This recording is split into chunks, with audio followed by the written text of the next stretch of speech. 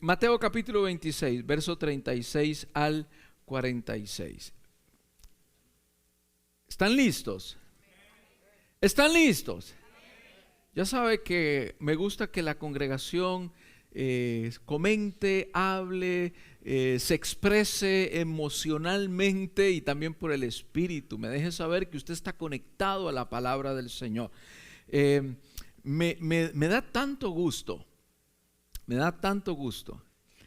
que muchos, la semana pasada estuve ahí sentado y 3 domingos antes estuve mirándolos por esa cámara, esa transmisión, y en algunas tomas que hacían nuestros hermanos que es voluntarios en las cámaras, y también el domingo pasado que estuve ahí sentado, pude ver la cantidad de hermanos que traen sus cuadernos de notas. Me encanta. Tráigalo, porque los domingos aquí no estamos predicando una revista, ni estamos predicando un comentario. Aquí estamos hablando de la palabra de Jesucristo, la palabra de Dios. Y todo lo que usted puede aprender, notar, todo lo que usted puede escribir de la palabra de Dios, estoy seguro que le va a servir durante su semana para que usted le dé una repasadita. Así que le animo. Inclusive me encantó ver también a jóvenes que están apuntando, siendo tal vez que el español no es su principal idioma, sino que tal vez están en su oído escuchando en español y luego están traduciendo y escribiendo al inglés. Yo no sé cómo le hacen, son unos artistas, pero qué bien el hecho de que usted esté anotando todas las cosas que está aprendiendo aquí en la palabra del Señor. Le cuento que cuando usted lo está anotando, yo previamente lo anoté. Aquí lo tengo. Yo lo anoté también. El Señor primeramente me habló a mí y me hizo escribir todo esto. Por eso qué bueno que usted el día de hoy pueda anotarlo. El día de hoy vamos a leer Mateo capítulo 26, capítulo 26, del 36 al 46. Dice, 36, verso 36, dice: entonces llegó Jesús con ellos a un lugar que se llama Getsemaní. ¿Usted puede repetir conmigo Getsemaní? Dígalo fuerte, con alegría, Getsemaní. Como si hubiese desayunado el día de hoy, Getsemaní. Y dijo a sus discípulos: sentaos aquí, entre tanto que voy allí y oro. Y tomando a Pedro y a los 2 hijos de Zebedeo, comenzó a entristecerse y a angustiarse en gran manera. Jesús se entristeció y se angustió en gran manera. 35. Entonces Jesús les dijo: mi alma está muy triste. ¿Cómo está el alma de Jesús? Está muy triste. ¿Hasta dónde? Hasta la muerte. Quedaos aquí y velad conmigo. 39. Yendo un poco adelante, se postró sobre su rostro, orando y diciendo: Padre mío, si es posible, pase de mí esta copa, pero no sea como yo quiero, sino como ¿quién? Como tú. Vino luego a sus discípulos y los halló ¿cómo? Avivados y orando. ¿Los halló cómo? Sleeping. Los tipos estaban durmiendo. Y dijo a Pedro: ¿así que no habéis podido velar conmigo 1 hora? Y dice: velad y orad, para que no entréis en tentación. El espíritu, la verdad, está dispuesto, pero la carne es débil. Otra vez fue y oró por segunda vez diciendo: Padre mío, si no puede pasar de mí esta copa sin que yo la beba, hágase ¿cómo? La segunda vez. 43. Vino otra vez y los halló durmiendo, porque los ojos de ellos estaban cargados de sueño, y dejándolos se fue de nuevo y oró por tercera vez diciendo las mismas palabras. El verso 45 dice: entonces vino a sus discípulos y les dijo: dormid ya y descansad. He aquí, ha llegado la hora y el Hijo del Hombre es entregado en manos de pecadores. Levantaos, 46, levantaos, vamos, ved, se acerca el que me entrega. Antes de este episodio bíblico, Jesús está instaurando la Santa Cena, la Cena del Señor. Está con sus discípulos y está en esa mesa que todos nosotros nos imaginamos, y está pasando el pan, está pasando la copa, el vino, y posteriormente es donde se encuentra con Pedro y le pregunta a Pedro algunas cosas, y Pedro le dice: jamás te negaré. Y Pedro le dice, y Jesús le dice: te voy a decir que antes de que el gallo cante 3 veces me vas a... Todo esto ocurre antes de este episodio bíblico, ¿ok? Y estando en este episodio, Jesús, pues ya después de haber comido, después de tener el estomaguito ya lleno, ¿no?, después de haber tomado la Santa Cena, se los lleva a este huerto, el huerto de Getsemaní. Estos versos nos narran la noche tan difícil de la vida que pasó en ese huerto nuestro Señor Jesucristo, ahí en el Getsemaní. El corazón de Jesús empieza, en este episodio bíblico, empieza a bombear más sangre de lo normal, porque sabía muy bien, ya Jesús sabía lo que venía, sus discípulos no, pero Jesús sí sabía lo que venía. Precisamente él conocía que en Isaías 53 dice la palabra: mas él herido fue por nuestras rebeliones, molido por nuestros pecados. El castigo de nuestra paz fue sobre él, y por sus llagas nosotros fuimos curados. Jesús en el huerto de Getsemaní empieza a sentir literalmente en su cuerpo la adrenalina correr sobre sus venas, en su mente, y literalmente empieza a sentir el peso del pecado suyo y mío.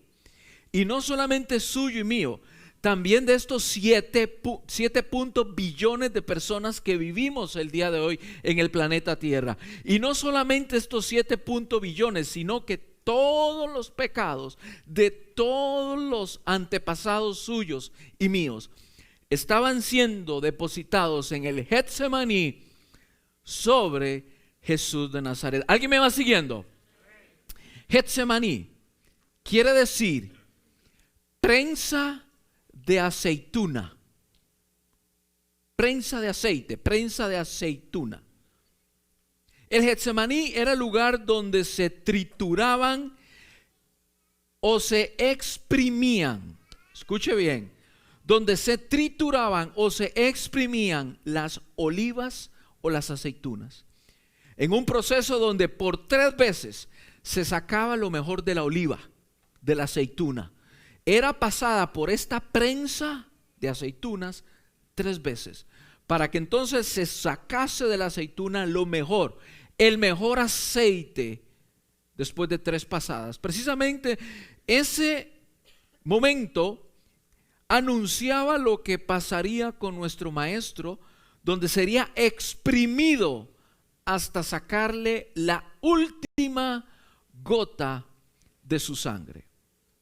Vemos que Jesús ora a Dios 3 veces, donde su cuerpo estaba llegando a esos extremos que ningún ser humano puede soportar, donde la adrenalina se apodera de su cuerpo debido a la presión máxima que está ejerciendo todo esto. Su cuerpo literalmente está a punto de colapsar. Váyase conmigo a esta figura.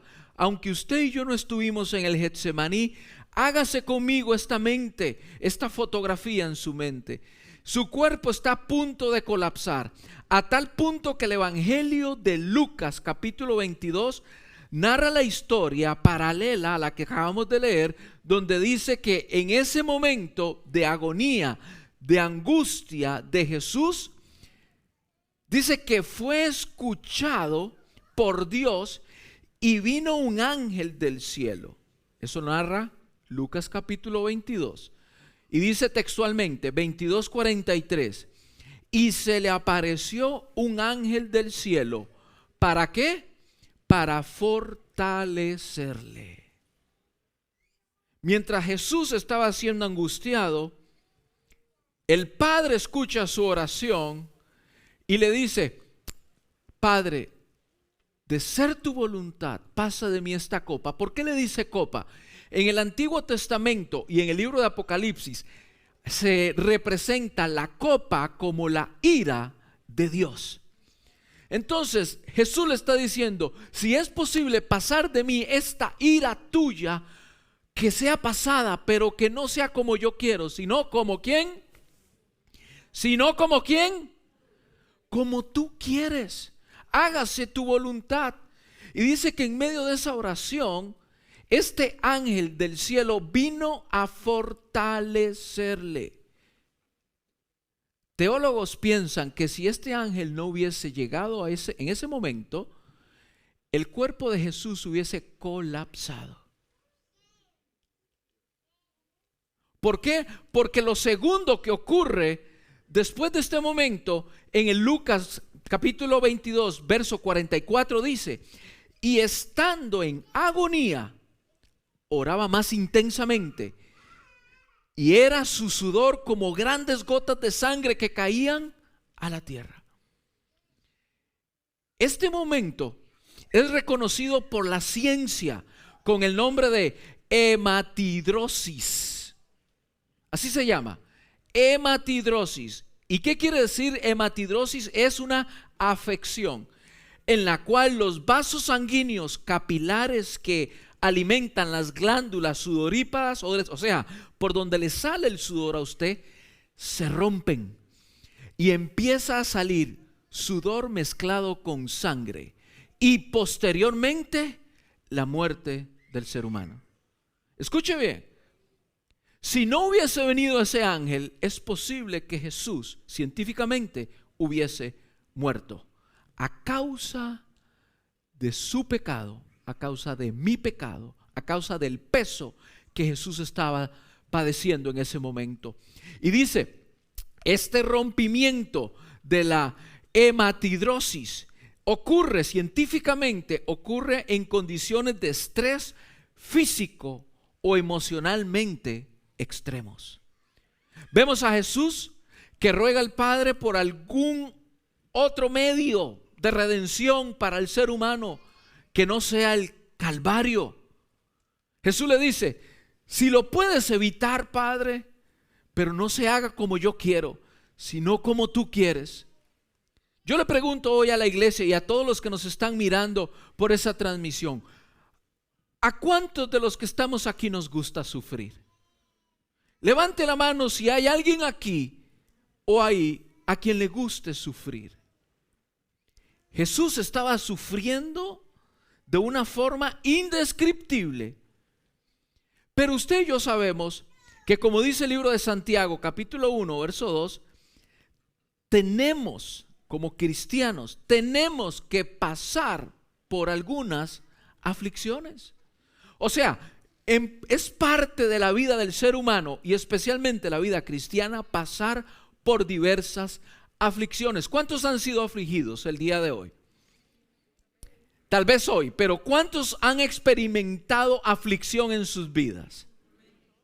Yo digo amén a eso. Yo creo que todos aquí, todos ahí han sido o hemos sido pasado aflicción en algún momento. ¿Cuántos han pasado soledad en algún momento de sus vidas? Y algunos aquí pueden estar pasando soledad. Y usted puede decir: pastor, pero en este auditorio está lleno de personas. ¿Cómo se puede sentir una persona sola? Eso es el fenómeno de la soledad. Que estando en medio de tantas personas, la persona se sigue sintiendo solo y sola. ¿Quién no se ha sentido triste? ¿Quién no se ha sentido desanimado? ¿Quién no se ha sentido desamparado? Jesús se sintió triste, angustiado en gran manera. Pero Él te dice el día de hoy: ¿sabes qué, hijo mío, hija mía? Yo conozco tu sufrimiento, yo también estuve ahí. ¿Alguien me está escuchando el día de hoy? ¿Sabe cómo Isaías representa a Jesús? Varón experimentado en quebranto. ¿Qué quiere decir eso? Hombre experimentado en dolor y sufrimiento. Isaías estaba profetizando que su cuerpo, el cuerpo de Jesús en el Getsemaní, estaba siendo exprimido literalmente. Una de las enseñanzas que me deja a mí esta porción bíblica es que en medio del dolor y del quebranto, Jesús sabía a quién recurrir. Jesús sabía que podía recurrir a su Padre Celestial. Jesús tenía un lugar seguro donde correr. Recuerdo al pastor Sixto Porras hace una semana estar hablando aquí que nuestros jóvenes, nuestros niños deben de sentirse seguros, como un lugar seguro regresar a casa. Que en casa está papá, en casa está mamá, y nuestros jóvenes, a pesar de todo lo que viven en su alrededor, deben de sentirse seguros y privilegiados de llegar a casa, el lugar seguro. Para el cristiano, el lugar seguro es la presencia de Dios. ¿Cuántos conocen aquí el lugar seguro? La presencia de nuestro Padre Celestial. Jesús, los discípulos no le preguntan a Jesús: Jesús, enséñanos a hacer milagros. Los discípulos no le preguntan a Jesús: Jesús, enséñanos a sacar demonios.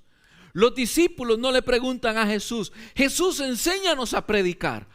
Los discípulos de Jesús le preguntan a su maestro: Maestro, enséñanos a orar.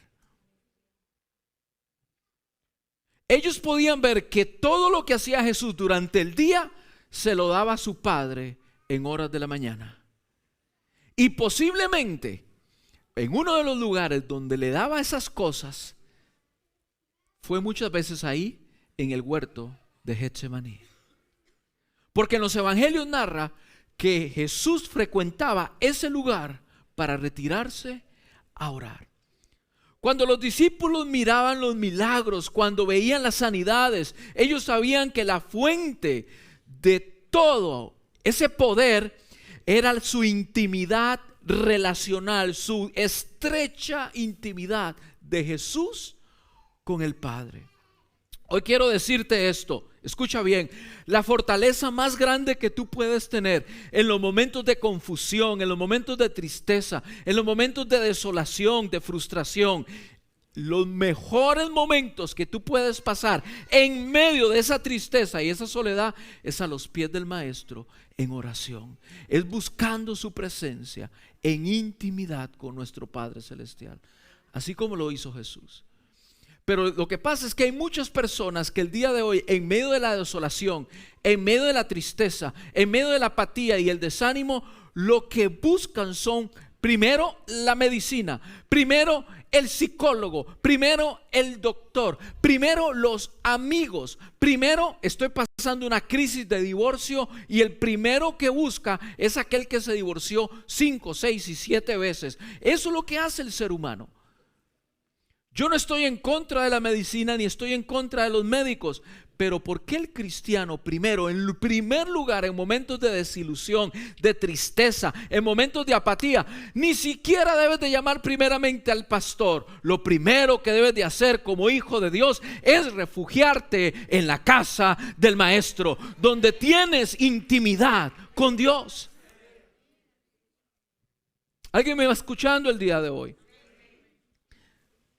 De la misma forma, Jesús fue escuchado por su Padre, pero no lo sacó de ahí.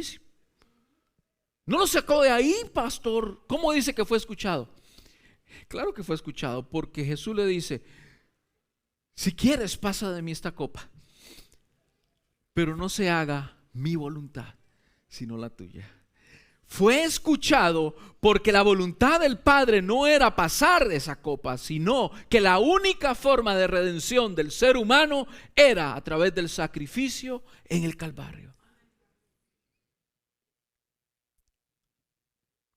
Quiero que sepas que Jesús fue escuchado al postrarse y, como dice Mateo, al rendirse y Lucas estar sangrando por sus poros, y al llegar ese ángel donde Dios lo ve angustiado y dice: si no le mando ayuda, aquí se me deshace este muchacho, mejor le envío ayuda. Yo quiero que sepas muy bien que cuando vamos a la casa del Padre, cuando vamos a buscar a Dios en oración, porque estás atormentado, porque estás atribulado, porque estás lleno de temor, de ser necesario, mi Padre Celestial enviará ángeles a luchar a tu favor. De ser necesario, el Padre enviará lo que sea necesario para que tu fe no falte, para que te mantengas firme. ¿Alguien recibe esa palabra? Getsemaní, molino que exprime la aceituna, piedra de triturar que saca lo mejor de la aceituna. Si me permites hacer esta metáfora, que no es mía, la leí en uno de los comentarios bíblicos de uno de los teólogos que sirvo. Dice: Jesús estuvo dispuesto a ser exprimido por el plan y propósito de Dios para sacar de ahí el mejor aceite, el aceite del Espíritu Santo, que sería luego, posteriormente, cuando Él fue removido, enviado a la iglesia para que pudiésemos entonces, la iglesia, lavar nuestras vestiduras, ser empoderados y luego cumplir la voluntad de nuestro Padre Celestial en la tierra. ¿Dónde? Porque Jesús aprendió a ser exprimido hasta sacar lo mejor de Él. Mientras la aceituna del cuerpo de Jesús estaba siendo exprimida, sus discípulos estaban, ¿cómo estaban? Bien dormidotes. Una imagen de nuestra humanidad. Jesús sabe que esta era la noche de definición, la noche donde se jugaba absolutamente todo. Estábamos en el 9º inning con las bases llenas y las carreras empatadas. Estábamos en el minuto 94. Marcador 1-1. Y estamos en el punto de penal. Se está jugando todo en ese momento. Porque ahí donde Jesús como hombre, recuerde que Jesús era 100% Dios, pero 100% humano. El ser 100% Dios no le restaba o no engrandecía ninguna de sus cualidades como hombre. Y el ser 100% hombre no retraía ninguna de sus capacidades como Dios. Él pudo haber dicho ahí: esto es demasiado, aquí me pelo, aquí me voy. Él tuvo la oportunidad de decirlo. Y especialmente cuando estamos acompañados por un grupo de gente que nosotros decimos: esta es nuestra gente, este es nuestro equipo de confianza, esta es la gente que me apoya, que ora por mí, que me guía, que me da soporte espiritual. ¿Cuántos alguna vez han sido defraudados por algún hombre o alguna mujer? Eso fue lo que pasó con Jesús. Mientras tanto, sus discípulos, bien dormidos, lo dejaron solo. Y si usted lee en el versículo 56, huyeron después del huerto de Getsemaní. Todos huyeron. Habla de que muchas veces el ser humano no entendemos, no comprendemos, nuestra humanidad no nos deja ver sus planes y propósitos, no nos deja ver la foto completa, porque estamos aferrados a ver con nuestros ojos naturales. Habla de nuestro desinterés, habla de nuestro egoísmo, habla de nuestra cobardía, habla de nuestro miedo al sufrimiento, habla de nuestra pasividad, el estatus donde no ocurre nada. Estamos durmiendo. Y qué rico estar durmiendo. Y Jesús llega a buscar ese respaldo de sus discípulos. ¿Y qué? ¿Cómo los encuentra?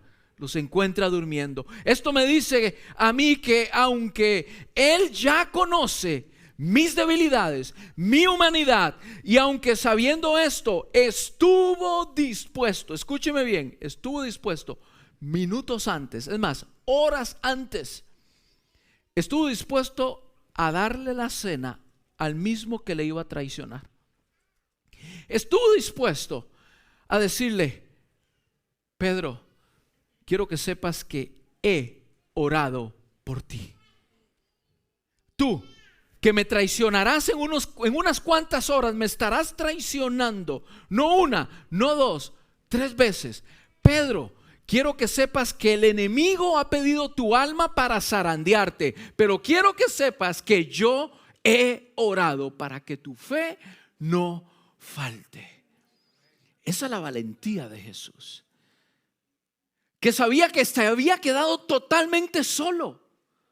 Mientras sus discípulos estaban durmiendo, mientras más ocupaba el apoyo en oración de sus discípulos, quedó solo. ¿Cuántas veces has estado confiando en una persona? ¿Cuántas veces has puesto esa confianza en un hombre o en una mujer para que te apoye, para que ore, para que te diga? Y lo que ha hecho es decepcionarte. ¿Sabes qué te dice Jesús el día de hoy? Hijo, hija, yo también estuve ahí. Yo también fui decepcionado. Yo también, a mí me decepcionaron. Cuando busqué ayuda del ser humano, me dejaron solo.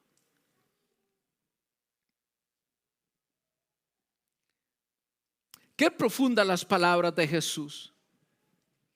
Jesús está contigo.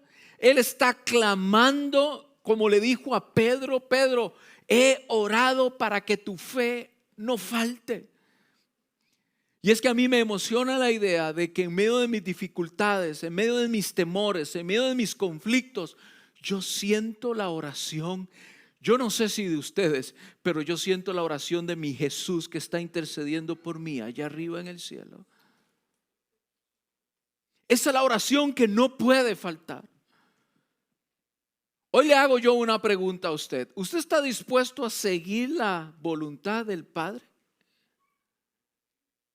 Aunque esa voluntad acarree por sí angustia, aunque esa dificultad atraiga dolor, ¿está usted dispuesto a seguir la voluntad del Padre?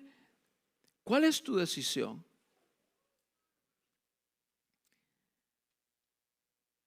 El libro de Juan, capítulo 11, verso 35. Léalo, anótelo, no lo vamos a leer. Anótelo para que lo lea en su casa. Narra la historia de uno de los más grandes amigos de Jesús, Lázaro. Y Lázaro, usted sabe lo que ocurrió con él. Estando Lázaro vivo, enfermo, con su hermana Marta y María, resulta ser que Lázaro muere. El maestro no está presente. El maestro está como a 100 millas de distancia. De repente las hermanas de Lázaro llaman al maestro y le dicen: llamen por favor al maestro, vayan 100 millas hacia el sur y lo buscan. Yo lo necesito aquí para que sane a mi hermano. En ese momento Lázaro estaba con vida. ¿Cuándo apareció Jesús? ¿En qué momento apareció Jesús? Usted y yo conocemos la historia. Nuestro amado Salvador apareció 3 días después. Cuando las hermanas de Lázaro ya le habían enterrado, ya le habían sepultado, ya habían puesto una gran piedra, ya lo habían envuelto. Y ellas pensaron: maestro, hasta inclusive debe oler mal. Jesús se paró frente a esa piedra y usted sabe lo que ocurrió con ese milagro. Él dijo: muevan la piedra, lo llamó por su nombre y dijo: desátenlo. Qué hermoso milagro podemos ver en las Escrituras. Y ahí, en ese versículo, en Juan capítulo 11, verso 35, se narra el versículo más pequeño de la Biblia. ¿Usted lo conoce? Jesús lloró. Usted y yo sabemos el final de la historia. Sin embargo, Marta y María estaban afligidas viendo a Jesús enfrente de la piedra llorando. ¿Por qué lloró Jesús en ese momento? ¿Por qué lloró nuestro amado Salvador en ese momento?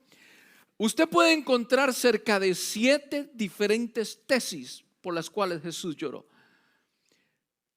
Pero yo pienso y amo el pensar en que Jesús se paró frente a esa piedra antes de llamar a Lázaro, porque pudo ver el dolor, el quebranto y el sufrimiento de sus 2 amigas, Marta y María, que estaban extrañando, estaban bañadas en lágrimas, llorando a su hermano.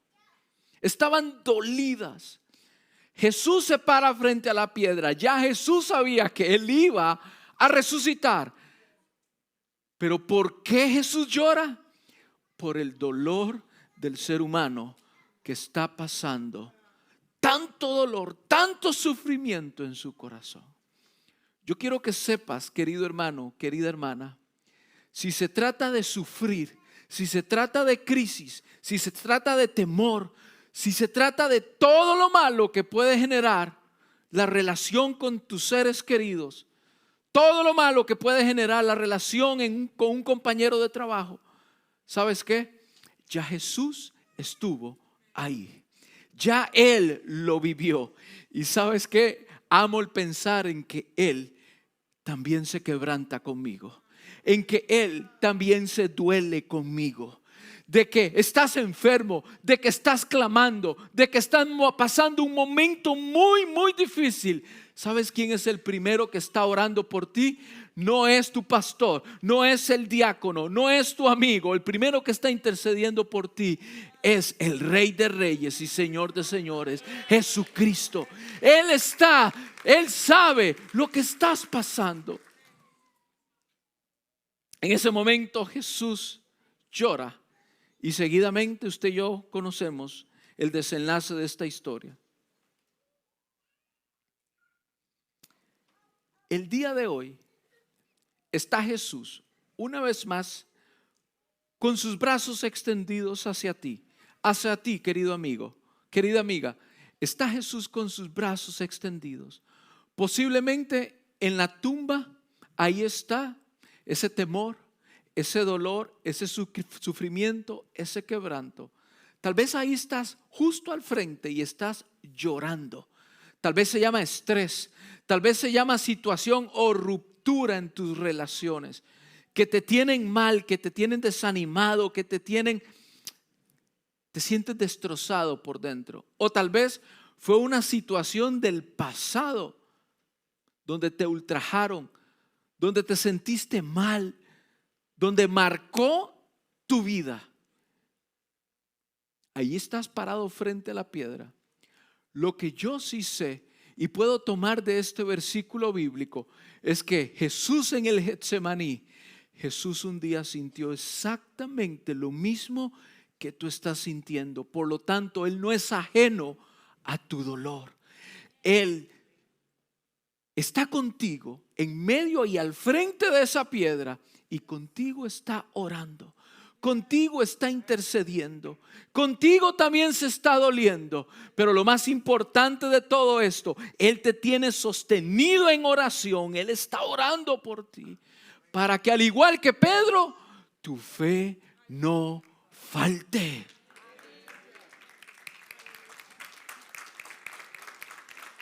Jesús también ora por ti. Él está contigo. Él te entiende. Él intercede por ti, querido hermano, querida hermana, en medio de tu sufrimiento. Él intercede por ti. Dice el libro de Hebreos capítulo 7, verso 25.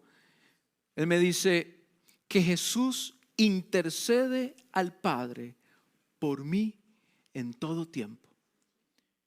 Yo no sé usted, pero solamente el hacerme de la idea que Jesús ora por mí, esto me llena, no sé, de tanta alegría, de tanto gozo, de saber de que mi Jesús me entiende. Él estuvo ahí y aparte de eso, está orando por mí para sostenerme. En el Getsemaní, Jesús abrazó el sufrimiento de todos nosotros y en ese sufrimiento Él dijo: yo puedo hoy escoger hacer mi voluntad o hacer la voluntad del Padre. Sabiendo que hacer la voluntad del Padre era mejor, sabiendo que hacer la voluntad del Padre traía redención al ser humano, Él pudo escoger salir de aquí y correr. Pero Él fue en ese punto, en el Getsemaní, Él no cedió. Él se quedó ahí, aunque sus amigos cercanos le hubiesen traicionado. Ahí Él estaba de pie, firme, hasta llegar al punto donde dice: gente, ahí vienen. El Hijo del Hombre es entregado al pecado.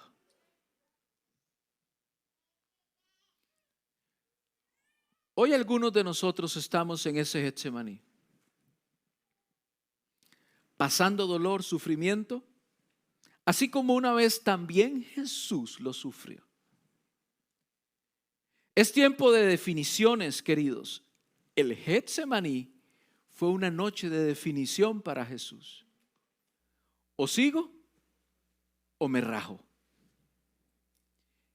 Hoy es tiempo de definiciones. Yo no sé lo que puedes estar pasando el día de hoy, la situación tan complicada que puedes estar pasando. Lo que yo sí sé es que Jesús está conmigo y Jesús está contigo. Él te está sosteniendo y Él está clamando por ti. Hoy algunos de nosotros estamos pasando un Getsemaní, pasando dolor, sufrimiento, así como Jesús lo pasó, quebranto, soportando dolor. Hoy tienes que decidir: o cumplo la voluntad de Dios para mi vida, aunque esta consista en exprimirme, en quebrantarme. De ser así, quiero que sepas algo: este proceso de quebrantamiento y de sufrimiento sacará lo mejor de ti. Este proceso sacará ese aceite del Espíritu Santo que Él derrama sobre tu vida a causa de que decides seguir los propósitos de Dios. Quiero que sepas algo, iglesia: estamos en un momento especial del Espíritu Santo y no podemos ver el aceite de la unción del Espíritu Santo moviéndonos en nuestras vidas, en tu situación, en la iglesia, en tu nivel personal, a menos de que las aceitunas se dejen exprimir. Si alguien te dijo a ti que la vida cristiana era fácil, te mintieron. Si alguien te dijo que vivir cristianamente es fácil, es sencillo, te mintieron. El evangelio de Jesucristo, Él mismo lo compara con una cruz. El que quiera seguir en pos de mí, le resumo: muera. El que quiera seguir en pos de mí, niéguese así. Eduardo, tienes que negarte a ti mismo, hacer tus deseos, tus caprichos, y debes de aprender a someterte bajo mis propósitos y mi voluntad, aunque esta sea para exprimirte y para triturarte. Pero después de este proceso saldrás transformado, saldrás cambiado, saldrás renovado, y lo mejor de ti se verá lleno del Espíritu Santo que deposito sobre ti. El poder del Espíritu Santo no cae sobre un orgulloso. El poder del Espíritu Santo no cae sobre un altivo. El poder del Espíritu Santo no cae sobre aquel que, tranquilo, en medio de la dificultad me duermo. En medio de que necesitan oración, no aparezco. El poder del Espíritu Santo no cae sobre aquellos de doble ánimo. El poder del Espíritu Santo cae sobre aquellos que han sabido poner su vida bajo el Getsemaní, la piedra que exprime para sacar lo mejor de ti. Ese orgullo, esa apatía, esa pereza es rendida a los pies de Cristo, y entonces el poder del Espíritu Santo viene sobre todos aquellos que han sabido negar su vida, renunciar su vida, morir a sí mismo, tomar su cruz, no mi cruz, su cruz, y seguirle. Póngase de pie, iglesia, hasta ahora.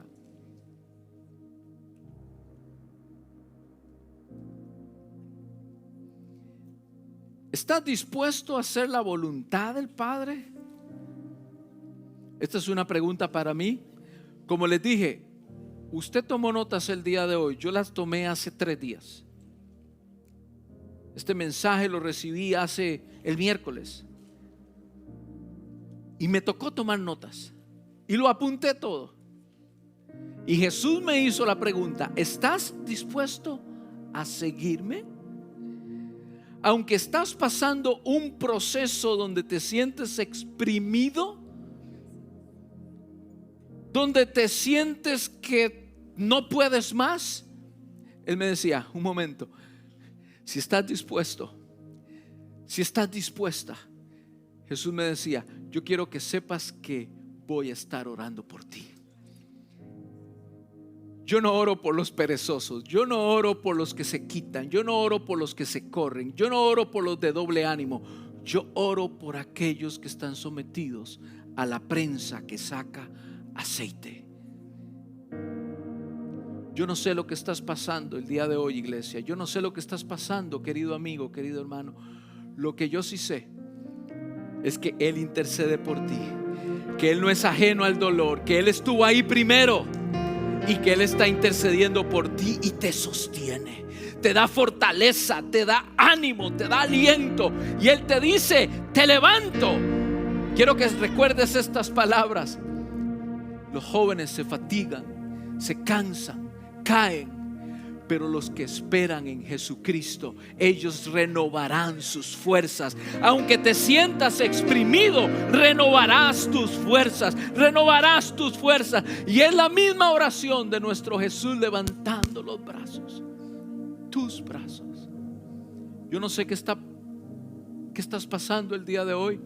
Lo que yo sí sé es que como hijos de Dios tenemos la misma esperanza, la misma recompensa: refugiarnos a los pies de Cristo.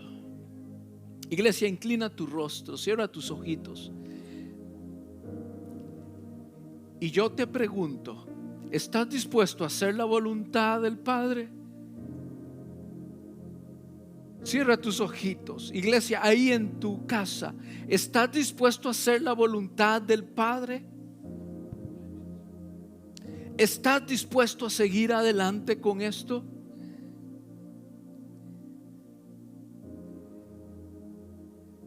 Yo no conozco la historia, yo no tengo idea de lo que te está ocurriendo.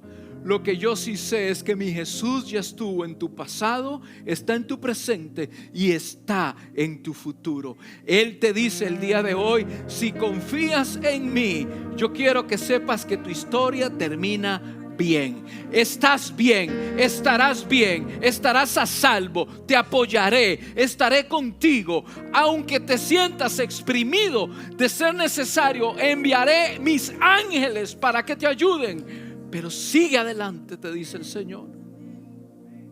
Yo siento en mi espíritu que hay personas que hoy necesitan alzar sus ojos a los montes. Y los montes en el Antiguo Testamento representa el cielo, representa el milagro, representa el único que puede hacer algo. ¿Por qué? Porque lo has intentado absolutamente todo. Solamente un milagro. Sí, hoy es tiempo de que veas tu milagro. Hoy es tiempo de que veas tu ánimo regresar. Hoy es tiempo de que veas cómo tus brazos son levantados. Si tan solamente puedes confiar en que Él está contigo intercediendo por ti.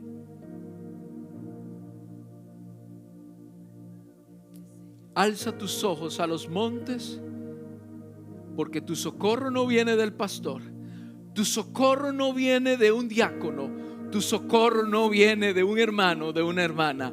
Tu socorro, iglesia, viene de aquel que hizo los cielos y la tierra. Ese es el que pone su puño y su firma para decirte: esta es palabra de Dios. Esta es palabra de Dios. Y Él no es hijo de hombre para que mienta, ni hijo de hombre para que se arrepienta. ¿Por qué no en este momento le das gracias al Señor y reconoces su presencia sobre tu situación? Yo no sé lo que estás viviendo, pero yo sí sé es que su presencia, sus manos están sobre tu vida.